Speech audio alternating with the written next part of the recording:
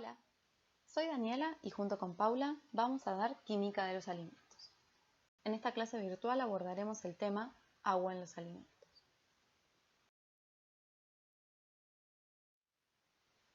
El agua forma parte de todos los alimentos que conocemos, pudiendo estar en mayor o menor proporción. En algunos representa cerca del 80 al 90%, como en las frutas, y en otros solo el 3%, como en la leche en polvo. La harina, por ejemplo, posee un 12% de humedad, mientras que el pan posee entre 30 y 40%. La molécula de agua está conformada por dos átomos de hidrógenos unidos a un átomo de oxígeno, el cual posee dos pares de electrones libres. La existencia de estos electrones libres y el tipo de enlace covalente establecido entre el hidrógeno y el oxígeno le da a la molécula una geometría angular y le aporta características muy particulares. Por ejemplo, esto ocasiona que los átomos de hidrógeno desarrollen una carga temporal positiva y que el átomo de oxígeno desarrolle una carga temporal negativa. Esto genera así una diferencia de carga llamada momento dipolar, que en este caso es muy fuerte. Este momento dipolar le permite interactuar con otras moléculas que presenten las mismas características y con otras moléculas de agua, específicamente a través de interacciones de puente de hidrógeno, como las que se representan en esta figura. Este tipo de interacciones se debilitan al aumentar la temperatura. El agua tiene la característica particular que la distingue del resto de las sustancias de que sus moléculas están más cerca a temperatura ambiente que a 0 grados centígrados. Es por esto que el hielo tiene una densidad menor a la del agua líquida y por eso flota en ella. Además de consigo misma, el agua puede interactuar con muchas otras moléculas. En estos ejemplos podemos ver interacciones por puente de hidrógeno entre moléculas de agua con un grupo alcohol, un grupo cetona, un grupo ácido carboxílico y una amina primaria. Estos grupos son comunes en proteínas e hidratos de carbono, como ya veremos en los próximos temas de la asignatura. Además, el agua posee la capacidad de interaccionar con iones, tanto cationes como aniones, a través de interacciones ion-dipolo, lo que se conoce como proceso de solvatación. Sumado a todo lo mencionado, las interacciones de los solutos con el agua pueden modificar sus conocidas propiedades coligativas. Este es un tema que deben haber abordado en las asignaturas como Química 1, pero repasemos un poco. En principio, la incorporación de un soluto en el agua puede disminuir su presión de vapor. La presión de vapor es la presión a una temperatura dada en la que la fase líquida y el vapor se encuentran en equilibrio dinámico, es decir, el número de moléculas que pasan de la fase líquida a la gaseosa en un recipiente cerrado es el mismo del número de moléculas que pasa del estado gaseoso al líquido. En presencia de un soluto, debido a la interacción que éste establece con el agua, la presión, en donde se da el equilibrio, es menor. Además, la incorporación de un soluto en agua da lugar al ascenso del punto de ebullición, es decir, que aumenta la temperatura a la cual el agua comienza el proceso de ebullición, debido a que éstas se encuentran menos disponibles por estar interaccionando con el soluto que posee disuelto. Por ejemplo, el agua salada va a tener una temperatura de ebullición mayor a 100 grados centígrados. Por la misma razón, se produce el descenso crioscópico, es decir, la temperatura a la cual el agua se congela. Es por este motivo que el agua se congela a 0 grados centígrados, pero un helado que tiene solutos disueltos se va a congelar a una temperatura menor. Finalmente, las interacciones de solutos con el agua pueden dar lugar al aumento de la presión osmótica. La presión osmótica hace referencia a la fuerza impulsora que se genera a través de una membrana semipermeable y que promueve el pasaje de las moléculas de agua a través de dicha membrana para equiparar las concentraciones de solutos a ambos lados de la misma. En alimentos podemos ver esta propiedad aplicada a la conservación por medio de la sal. Por ejemplo, en un jamón crudo, la alta concentración de cloruro de sodio que se le agrega ejerce una presión sobre las células de la carne, impulsando que el agua salga del interior de las mismas. Yendo ahora específicamente al agua en los alimentos, es importante saber que no todo el agua contenida en un alimento está distribuida de forma homogénea, sino que se distribuye diferencialmente en función de las interacciones que se establece con los otros componentes del mismo. Así se pueden diferenciar tres tipos de agua. El agua monocapa, que es la que está interaccionando directamente con los otros componentes del alimento, formando una primera capa de contacto.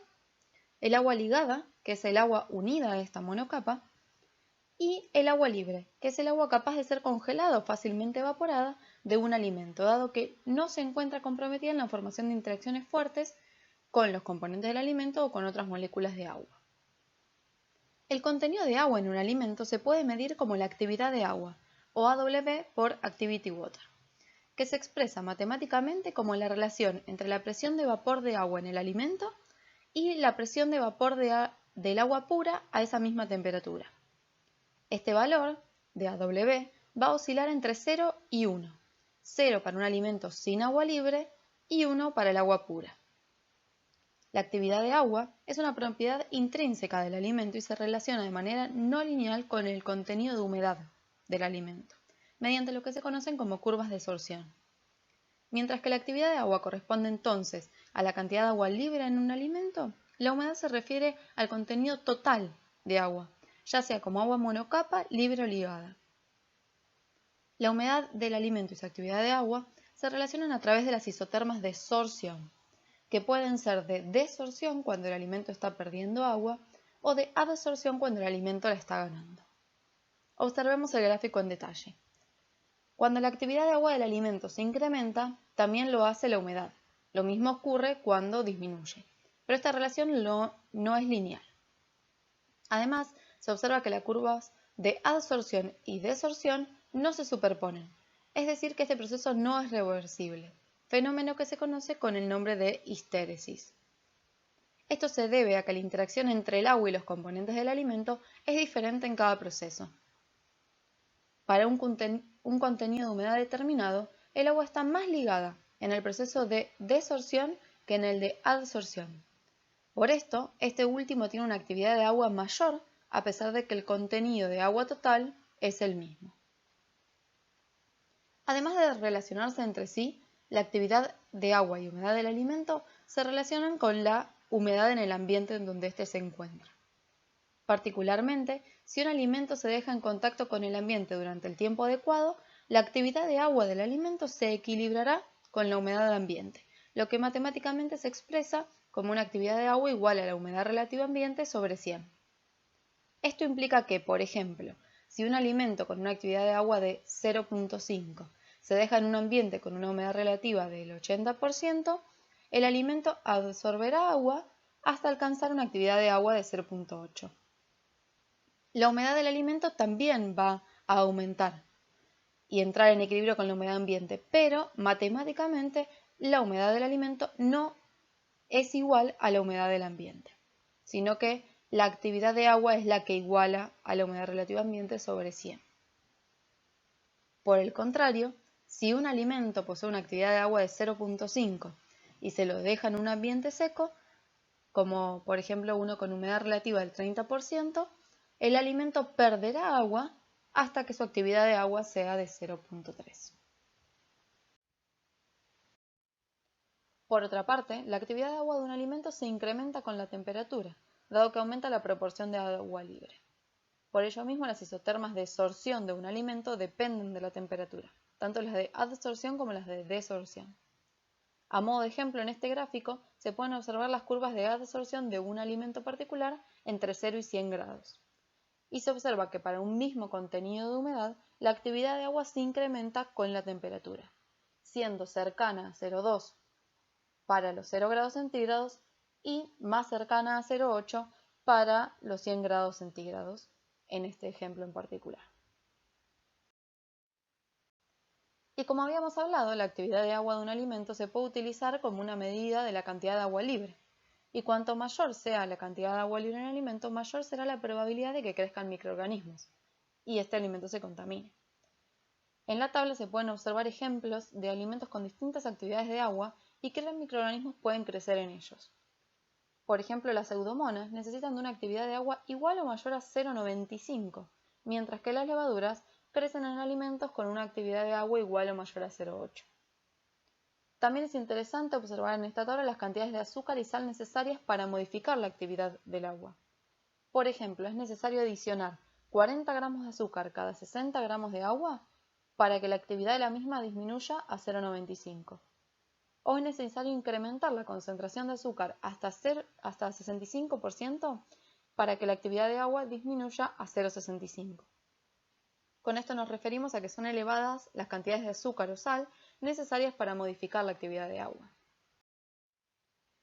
Ahora bien, modificar la actividad de agua es una manera de evitar que crezcan los microorganismos en los alimentos, es decir, que es una manera de preservarlos. Y esto puede hacerse de distintas maneras. Como mencionamos, agregando solutos como azúcares o sales, pero se requieren grandes cantidades que pueden modificar el sabor o las características del alimento. En algunos casos estos cambios de sabor son deseables, como por ejemplo en los duraznos en almíbar o en el jamón crudo, pero esta técnica no se puede aplicar a todos los alimentos. Otras técnicas serían los procesos de concentración, es decir, eliminar cierta parte del agua del alimento para incrementar la concentración de solutos, como sería el ejemplo de la leche condensada o la leche evaporada. También se pueden realizar procesos de secado o deshidratación, eliminando el agua libre, como sería el caso de los tomates o ciruelas disecados o el caso de la leche en polvo.